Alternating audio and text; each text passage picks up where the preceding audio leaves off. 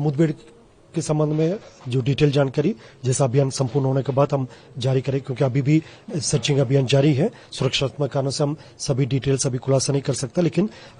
जैसे सीपीएम माओवादी संगठन के जनरल सेक्रेटरी जो पूरा संगठन का नंबर 1 कैडर है, जो पूरा देश में जो माओवादियों का सरगना है, यदि उनको मारा जाना तो मतलब निश्चित रूप से सुरक्षा बल द्वारा काफी बहादुरी से और टैक्टफुली इस अभियान को संचालित किए गए थे। और डीआरजी टीम्स का इसके पूर्व में भी जितना भी जो बस्तर संभाग के अंतर्गत जो अभियान संचालित हुआ है, इसमें कठिन भौगोलिक परिस्थिति के बावजूद कठिन जैसा जो क्षेत्र में और अनरिलेटिंग टेरेन है, घना जंगल है और वेदर का भी चैलेंजेस हमेशा रहते हैं, यदि तेज गर्मी रहते नहीं तो बरसात के सीजन रहते। इन तमाम चुनौती के बावजूद डीआरजी टीम्स ने इसके पूर्व में भी काफी उल्लेखनीय कार्य किया और वर्ष 2024 में देखा जाए तो मतलब लगभग 6 दंडकारण स्पेशल जोनल कमेटी के कैडर्स का डेड बॉडी अलग अलग मुठभेड़ के पश्चात रिकवर किए गए थे और काफी बड़ी संख्या में पीएलजीए कैडर्स का पीएलजीए कमांडर्स का डेड बॉडी रिकवर किए गए थे। लेकिन जो सीपीएम माओवादी संगठन का जो जनरल सेक्रेटरी को मार गिराना है सुरक्षा बल के लिए काफी एक निर्णायक जो अभी एक सफलता प्राप्त हुआ और आने वाले समय में निश्चित रूप से इस बढ़त को हम और मजबूती से आगे बढ़ाते हुए जो माननीय प्रधानमंत्री महोदय, माननीय केंद्रीय गृह मंत्री महोदय, छत्तीसगढ़ के मुख्यमंत्री महोदय और छत्तीसगढ़ के उप मुख्यमंत्री महोदय गृह और डीजीपी सर से लेकर पुलिस मुख्यालय के सभी जो वरिष्ठ अधिकारी डीआरजी टीम के इस प्रकार का जो सराहना का काम को काफी बधाई एवं शुभकामनाएं भी दी गई थे। और बस्तर संभाग के अंतर्गत जितना भी जो हमारा सुरक्षा बल तैनात है, जैसे केंद्रीय अर्धसैनिक बल के हिसाब से देखा जाएगा CRPF, BSF, ITBP, cobra, SSB और स्थानीय पुलिस बल जो डीआरजी, बस्तर फाइटर्स, एसटीएफ और सीएफ और तमाम सुरक्षा बल द्वारा काफी बेहतर कोऑर्डिनेशन के साथ अब तक सभी अभियान को अंजाम देते आया, जिसके परिणाम भी काफी सकारात्मक रहा और देश की जनता के बीच में एक उम्मीद अभी जग गई है। बहुत जल्दी ये नक्सल समस्या समाप्त होगा और बस्तर क्षेत्र के शांति व्यवस्था स्थापित होगा और एक नया आइडेंटिटी भी हमको प्राप्त होगा। सर मतलब अब नीचे के जो बचे हुए हैं सर, क्या लगता है कि ये लोग नया नेता चुनेंगे या फिर मतलब क्या टैक्टिक्स होगी, कौन हो सकता है सर नया? सीपीएम माओवादी संगठन देखा जाए तो विगत कई वर्षों से बिल्कुल दिशाविहीन और नेतृत्वहीन हो चुकी है। डीकेएसएफसी जो सचिव रमानाम की मृत्यु के पश्चात कई वर्षों तक वो अपना जनरल सेक्रेटरी डीकेएसएफसी के लिए घोषित नहीं कर पाए थे। अभी भी किसी भी जो ऑफिशियल जो माओवादियों का प्रेस रिलीज में अभी तक हमने डीकेएसएफसी के जनरल सेक्रेटरी का नाम देखने के लिए नहीं मिला है, क्योंकि पूरा संगठन अभी काफी बैकफुट में है, उनका पूरा स्ट्रक्चर कोलैप्स हो चुकी है, संगठन दिशाहीन और नेतृत्वहीन हो गई। इसलिए हमें कोई उम्मीद नहीं अभी संगठन रिव्यू कर सकता है और जैसा शेष अन्य जितना भी जो उनका लीडरशिप है वो हमारा टारगेट में है और बहुत जल्दी उनका भी सफाई हमारा सुरक्षा बल सदस्य द्वारा की जाएगी, इसमें किसी प्रकार का कोई संदेह नहीं। जिला नारायणपुर, बीजापुर एवं दंतेवाड़ा का सीमावर्ती अबुजमाड़ के जंगल में प्रतिबंधित एवं गैरकानूनी सीपीएम माओवादी संगठन के जनरल सेक्रेटरी बसवराजू एवं अन्य सीनियर कैडर की उपस्थिति के आशंका के आधार पर जिला नारायणपुर, दंतेवाड़ा, बीजापुर एवं कोंडागांव का डीआरजी टीम नक्सल सर्च अभियान के लिए रवाना की गई थी। अभियान के दौरान आज दिनांक 21 मई को प्रातः 7-8 बजे से लेकर लगातार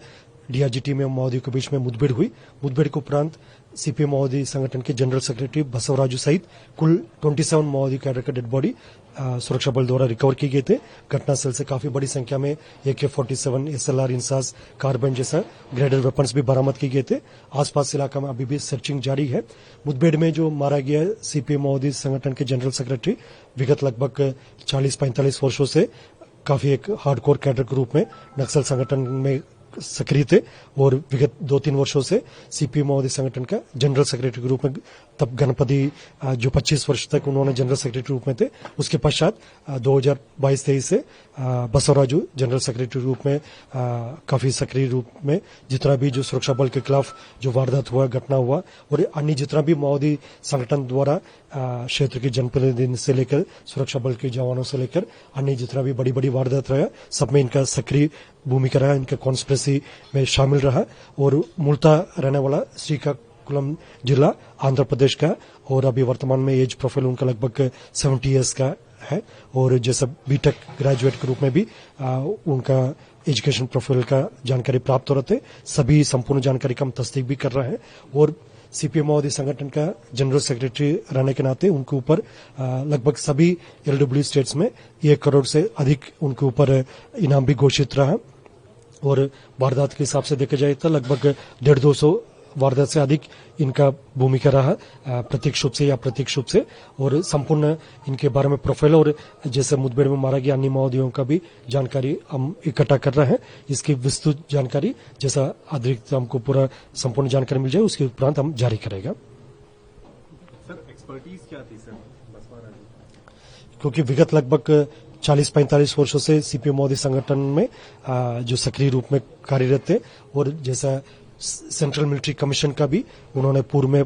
इंचार्ज रहा। उसी हिसाब से देखा जाए तो ये ऑर्गेनाइजेशन का कार्य के साथ साथ जो मिलिट्री एक्शन है जो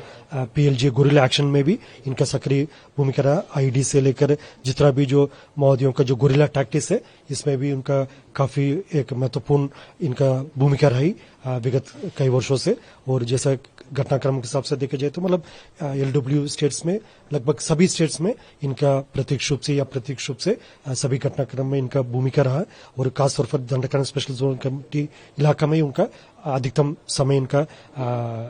प्रेजेंस रहा, उनकी गतिविधि रहा। और इस संबंध में संपूर्ण और प्रोफाइल हमको सभी अलग अलग एजेंसी से अलग अलग स्टेट से भी हम इकट्ठा कर रहे हैं। जैसे जानकारी मिल जाए उसी हिसाब से हम एक डिटेल बुलेटिन भी जारी करेगा। सर इतने बड़े कैडर को मारा है तो क्या फियर्स एक्सचेंज ऑफ फायर था, मतलब बहुत ज्यादा फायर सामने से भी था और किस तरीके से जवानों ने सर उसका जवाब दिया? मुठभेड़ के संबंध में जो डिटेल जानकारी जैसा अभियान संपूर्ण होने के बाद हम जारी करें, क्योंकि अभी भी सर्चिंग अभियान जारी है। सुरक्षात्मक कारणों से हम सभी डिटेल सभी खुलासा नहीं कर सकता, लेकिन जैसे सीपीएम माओवादी संगठन के जनरल सेक्रेटरी जो पूरा संगठन का नंबर 1 कैडर है, जो पूरा देश में जो माओवादियों का सरगना है, यदि उनका मारा जाना तो मतलब निश्चित रूप से सुरक्षा बल द्वारा काफी बहादुरी से और टैक्टफुली इस अभियान को संचालित किए गए थे। और डीआरजी टीम्स का इसके पूर्व में भी जितना भी जो बस्तर संभाग के अंतर्गत जो अभियान संचालित हुआ है, इसमें कठिन भौगोलिक परिस्थिति के बावजूद कठिन जैसा जो क्षेत्र में और अनरिलेटिंग टेरेन है, घना जंगल है और वेदर का भी चैलेंजेस हमेशा रहते हैं, यदि तेज गर्मी रहते नहीं तो बरसात के सीजन रहते। इन तमाम चुनौती के बावजूद डीआरजी टीम्स ने इसके पूर्व में भी काफी उल्लेखनीय कार्य किया। और वर्ष 2024 में देखा जाए तो मतलब लगभग 6 दंडकारण स्पेशल जोनल कमेटी के कैडर्स का डेड बॉडी अलग अलग मुठभेड़ के पश्चात रिकवर किए गए थे और काफी बड़ी संख्या में पीएलजीए कैडर्स का पीएलजीए कमांडर्स का डेड बॉडी रिकवर किए गए थे। लेकिन जो सीपीएम माओवादी संगठन का जो जनरल सेक्रेटरी को मार गिराना है सुरक्षा बल के लिए काफी एक निर्णायक जो अभी एक सफलता प्राप्त हुआ। और आने वाले समय में निश्चित रूप से इस बढ़त को हम और मजबूती से आगे बढ़ाते हुए जो माननीय प्रधानमंत्री महोदय, माननीय केंद्रीय गृह मंत्री महोदय, छत्तीसगढ़ के मुख्यमंत्री महोदय और छत्तीसगढ़ के उप मुख्यमंत्री महोदय गृह और डीजीपी सर से लेकर पुलिस मुख्यालय के सभी जो वरिष्ठ अधिकारी डीआरजी टीम के इस प्रकार का जो सराहना का काम को काफी बधाई एवं शुभकामनाएं दी गई थे। और बस्तर संभाग के अंतर्गत जितना भी जो हमारा सुरक्षा बल तैनात है, जैसे केंद्रीय सैनिक बल के हिसाब से देखा जाएगा CRPF, BSF, ITBP, cobra, SSB और स्थानीय पुलिस बल जो डीआरजी, बस्तर फाइटर्स, एसटीएफ और सीएफ और तमाम सुरक्षा बल द्वारा काफी बेहतर कोऑर्डिनेशन के साथ अब तक सभी अभियान को अंजाम देते आया, जिसके परिणाम भी काफी सकारात्मक रहा। और देश की जनता के बीच में एक उम्मीद अभी जग गई है, बहुत जल्दी ये नक्सल समस्या समाप्त होगा और बस्तर क्षेत्र के शांति व्यवस्था स्थापित होगा और एक नया आइडेंटिटी भी हमको प्राप्त होगा। सर मतलब अब नीचे के जो बचे हुए हैं सर, क्या लगता है कि ये लोग नया नेता चुनेंगे या फिर मतलब क्या टैक्टिक्स होगी, अब इन लोग कौन हो सकता है सर नया? सीपीएम माओवादी संगठन देखा जाए तो विगत कई वर्षों से बिल्कुल दिशाविहीन और नेतृत्वहीन हो चुकी है। डीकेएसएफसी जो सचिव रमानाम की मृत्यु के पश्चात कई वर्षों तक वो अपना जनरल सेक्रेटरी डीकेएसएफसी के लिए घोषित नहीं कर पाए थे। अभी भी किसी भी जो ऑफिशियल जो माओवादियों का प्रेस रिलीज में अभी तक हमने डीकेएसएफसी के जनरल सेक्रेटरी का नाम देखने के लिए नहीं मिला है, क्योंकि पूरा संगठन अभी काफी बैकफुट में है, उनका पूरा स्ट्रक्चर कोलैप्स हो चुकी है, संगठन दिशाहीन और नेतृत्वहीन हो गई। इसलिए हमें कोई उम्मीद नहीं अभी संगठन रिव्यू कर सकता है और जैसा शेष अन्य जितना भी जो उनका लीडरशिप है वो हमारा टारगेट में है और बहुत जल्दी उनका भी सफाई हमारा सुरक्षा बल सदस्य द्वारा की जाएगी, इसमें किसी प्रकार का कोई संदेह नहीं।